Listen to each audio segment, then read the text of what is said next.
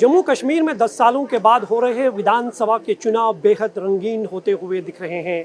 हम इस वक्त श्रीनगर के हब्बा कदल कॉन्स्टिट्यूंसी में मौजूद है। हब्बा कदल कॉन्स्टिट्यूंसी का अपना एक इतिहास है। यहाँ सबसे ज़्यादा जो वोट 1990 के दशक के बाद देखा गया है वो कश्मीरी पंडितों का वोट देखा गया है। हालांकि कश्मीरी पंडित 1990 के दशक में यहाँ से पलायन कर गए थे। सबसे ज़्यादा आबादी इस इलाके में कश्मीरी पंडितों की थी, लेकिन अभी भी उन कश्मीरी पंडितों के कुछ घर यहाँ पर मौजूद है। चुनावों पर नज़र डालें तो अब तक 2 कश्मीरी पंडित जो है यहाँ से इस कॉन्स्टिट्यूंसी से विधानसभा के चुनाव जीत कर आए हैं, लेकिन पिछले कुछ सालों से इस कॉन्स्टिट्यूंसी पर सबसे ज़्यादा जो कब्ज़ा रहा है वो नेशनल कॉन्फ्रेंस का रहा है। लेकिन इस बार चुनावों का माहौल बिल्कुल अलग दिख रहा है। नई पार्टियां हैं, कहीं कश्मीरी पंडित जो है इस बार विधानसभा के इन चुनावों में हिस्सा ले रहे हैं। आप देख सकते हैं लोक जनशक्ति पार्टी के जो नेता है संजय सराफ, वो हबकदल की इन गलियों में जो है चुनाव प्रचार कर रहे हैं, लोगों से मिल रहे हैं, उनसे वोट मांग रहे हैं। लोगों के क्या मसाइल है उनको जानने और समझने की कोशिश कर रहे हैं। संजय सराफ हमारे साथ बात करने के लिए मौजूद है।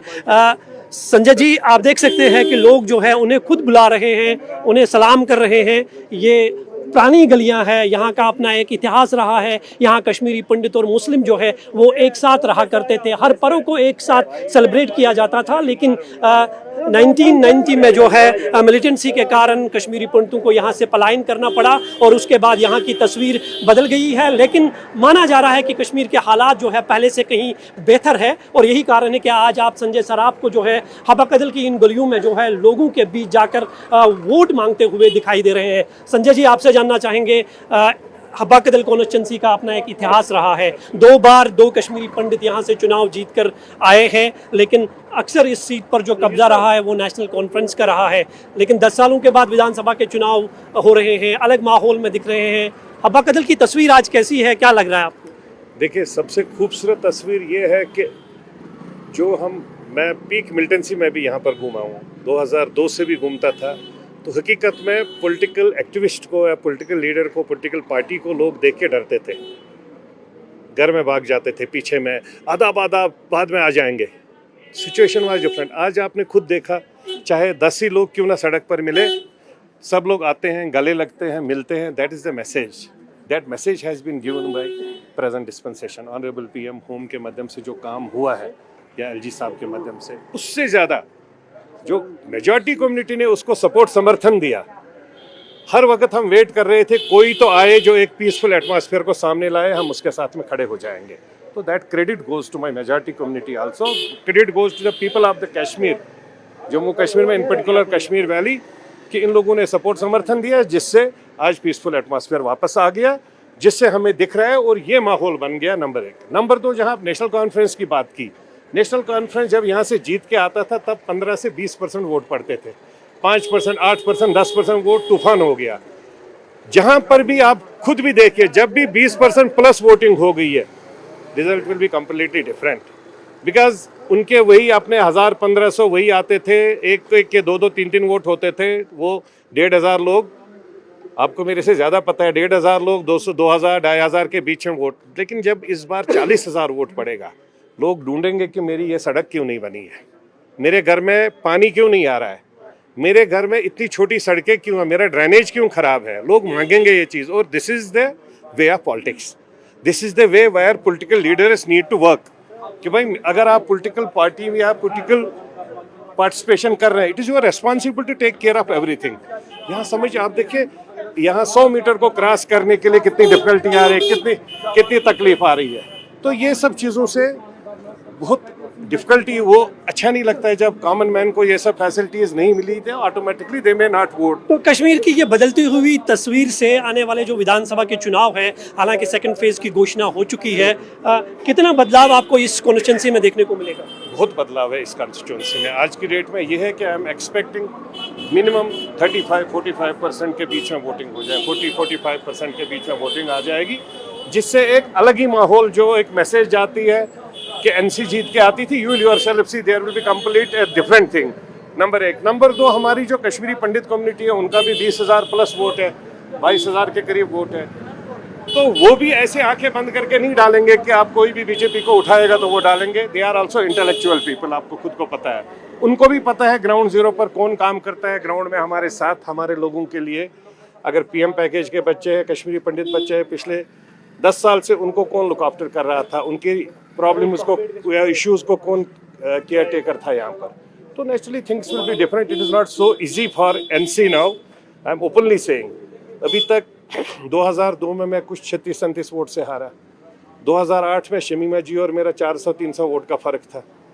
2014 में तो नॉर्मल था नंबर।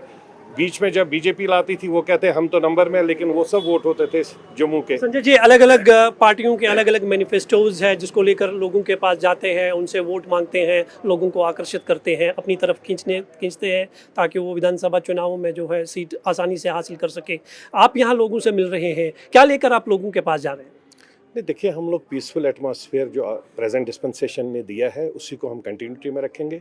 बेरोज़गार बच्चे हैं, रोज़गार की बात नंबर 2 के बदले नंबर 3 पर हम करेंगे। पहले नंबर 2 में हम ड्रग माफिया, ड्रग मिनीस को ख़त्म करेंगे। जब ड्रग माफिया ख़त्म होगा तब हमारा बच्चा बचेगा, उसके बाद हम उसके रोज़गार की बात करेंगे। जब मेरा यूथ ही नहीं बचेगा, यहाँ टोटल यूथ नौजवान, अगर आप शाम को 5:30-6 बजे के बाद आएंगे, you will not feel comfortable moving properly at this place. ये सब चीज़ें, ये सब मेहरबानियाँ हमारी उन सब पॉलिटिकल पार्टीज़ की है जो कहते हैं कि हमने ये सीट जीती है, उनकी मेहरबानी। हाइट तो यहाँ तक है कि जिन लोगों को जम्मू कश्मीर बैंक ने अपने ऑफिस से डिसमिस करके बाहर निकाला जस्ट फॉर दिस पर्पस कि वो ड्रग बेच रहे थे अपनी गाड़ी में, उन्हीं लोगों को ये लोग पार्टी में लेके जाते हैं, 2-2 PSO देते हैं, गाड़ी देते हैं। तो कैसे लोग वोट? बीजेपी का भी एक कैंडिडेट यहाँ से उतारा गया, उसको भी टिकट मिली है। नेशनल कॉन्फ्रेंस PDP, एक सेंटिमेंट भी होता है लोगों का, आर्टिकल 370 के साथ लोगों के सेंटिमेंट्स जुड़े हुए हैं। तो आपका क्या उस पर राय है? मैं तो कहता हूँ 370-35 से अगर वापस ये ला सकते तो लाए ना, मेरे को बताए लाएंगे कैसे। 370-35 के लिए मेरे को चाहिए 263 MPs लोअर हाउस में। लोअर हाउस में बिल पास होगी, फिर अपर हाउस में जाएगी। अपर हाउस में मेजॉरिटी देखना है कहाँ से आएगी। अपर हाउस में क्लियर होगी तो फिर ऑनरेबल प्रेसिडेंट ऑफ इंडिया के पास जाएगा। जब वहाँ से ठप्पा क्लियर होगा फिर ऑनरेबल जस्टिस सुप्रीम कोर्ट के यहाँ पर जाएगा। तब तक तो हम लोगों की लाइफ कहाँ रहेगी, कहाँ नहीं रहेगी। ये सब लोग झूठ बोल रहे हैं। 1 लाख रोजगार, अगर ये 1 लाख रोजगार की बात कर रहे हैं, मेरी पार्टी ने, मेरे स्वर्गवासी नेता रामविलास जी ने 96 में रेलवे लगवाया। आप रिसर्च इसमें स्टडी कर लीजिए, आज तक 1,08,000 लोगों को रोजगार मिला है। I have given it. तो एक साइड से उमर साहब कहते हैं कल जब CM कोई बनेगा उसको PSO के लिए LG साहब के पास जाना पड़ेगा। अरे जब PSO के लिए LG साहब के पास जाना पड़ेगा तो 1 लाख रोजगार कहाँ से दोगे आप? झूठ क्यों बोल रहे हो लोगों को? बड़ी मुश्किल से 10 साल के बाद इलेक्शन हो रहे हैं, लोग बड़ी मुश्किल से इलेक्शन में पार्टिसिपेट करने आ रहे हैं। तो कम से कम सच बताओ, जो आप कर सकते हो वो करेंगे। अगर आपने करना है ये क्लियर बताइए। फर्स्ट कैबिनेट मीटिंग में हम स्टेटहुड की बात करेंगे, प्रपोजल ऊपर भेजेंगे। जब स्टेटहुड होगा उसके बाद हम बिजली फ्री देंगे, उसके बाद हम 370 की बात करेंगे, उसके बाद हम रोजगार की बात। जब आपके पास है नहीं कुछ तो फिर काहे को लड़ रहे हो भाई? तो आप लोगों की खास डिमांड्स क्या है इस इलाके में जो अब तक नहीं हुआ है, जिसको आप वादा कर रहे हैं कि अगर आप सत्ता में आए तो आप पूरा करेंगे? देखिए, सबसे पहले हम लोग ड्रग माफिया को खत्म कर देंगे। कोई भी हो, कितना बड़े से बड़ा हो, कितना भी उसका सपोर्ट हो, ड्रग के साथ जो इन्वॉल्वड होगा, जो बेच रहा होगा, उसको कहीं नहीं छोड़ेंगे हम लोग। नंबर 1। नंबर 2, हमारे मैनिफेस्टो में जो मोहल्ला क्लिनिक टाइप का है, जैसे ड्रग में कोई भी बच्चा है तो उसको किस तरीके से हम रिवाइव वापस करें, अपनी नॉर्मल लाइफ में लेके आ जाए, उसके लिए। तीसरी चीज़ है एजुकेशनल सेटअप में गवर्नमेंट या प्राइवेट स्कूल जो है उसमें कम से कम 20% रिजर्वेशन हम लोग जो MLA फंड के माध्यम से जाएगा उसकी रेस्पॉन्सिबिलिटी हो जाएगी। तीसरी बात है सबसे अच्छी बात है जो हम लोग बिजली की बात कर रहे हैं। हम कह रहे हैं 200 यूनिट के 250 यूनिट देंगे, but that should come from the MLA fund. उसको आप नहीं कह सकते हैं वो फंड देंगे, क्योंकि उसके लिए आपको ऊपर जाना पड़ेगा। So these are such type of. तो क्या उम्मीद दिख रही है आज इस बार इन विधानसभा चुनावों में? बहुत सारे नए चेहरे भी हैं, पुराने चेहरे भी जो है यहाँ से चुनाव लड़ रहे हैं। लोगों से हैंडफोल्डेड रिक्वेस्ट है, पार्टियों को एक साइड में रखिए। अभी तक पिछले 70 साल से पर्टिकुलर पार्टीज को वोट डालते गए हैं।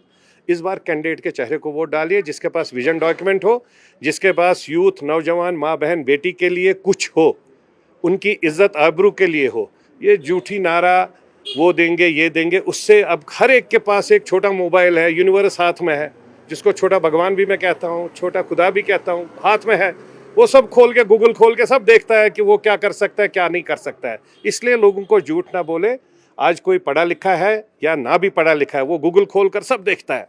इसलिए लोगों को सच बोलो, जो हम कर सकते हैं वो बात करो, जो नहीं कर सकते उसके बारे में बात मत करो। शुक्रिया। आपने देखा कि ये संजय सराफ है जो हब्बा कदल कॉन्स्टिट्यूंसी से चुनाव लड़ रहे हैं।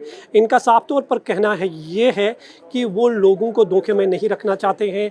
जो हकीकत है, जो लोगों के मसाइल हैं, उन पर वो काम करेंगे और लोगों को भी चाहिए कि वो ऐसे उम्मीदवार को चुने जिससे इस इलाके का की डेवलपमेंट हो, बाकी चीज़ें हो। और इनका जो सबसे बड़ा मेन मुद्दा है वो ड्रग्स को लेकर है, क्योंकि ड्रग्स जो है कश्मीर में तेज़ी से फैल रहा है और इनका ये पहला मिशन है कि वो ड्रग्स के खिलाफ जो है काम करेंगे। हालांकि इस विधानसभा कॉन्स्टिट्यूंसी की बात करें तो ये कॉन्स्टिट्यूंसी जो है सबसे ज़्यादा वोट यहाँ पर माइग्रेंट वोट्स है और संजय सराफ जो लोक जनशक्ति पार्टी की तरफ से चुनाव लड़ रहे हैं, इनको भी सबसे जो पहली नज़र है वो माइग्रेंट वोट पर ही रहेगी, क्योंकि इस इलाके का जो वोट है वो अलग अलग कैंडिडेट्स में बटा हुआ है। इसलिए इस बार के चुनाव जो है न सिर्फ ये महत्वपूर्ण होंगे बल्कि काफ़ी दिलचस्प भी होंगे। और यही कारण है कि आपको इस बार बड़ी बड़ी रैलियों को छोड़कर नेता जो है वो घर घर जाकर लोगों से वोट मांग रहे हैं।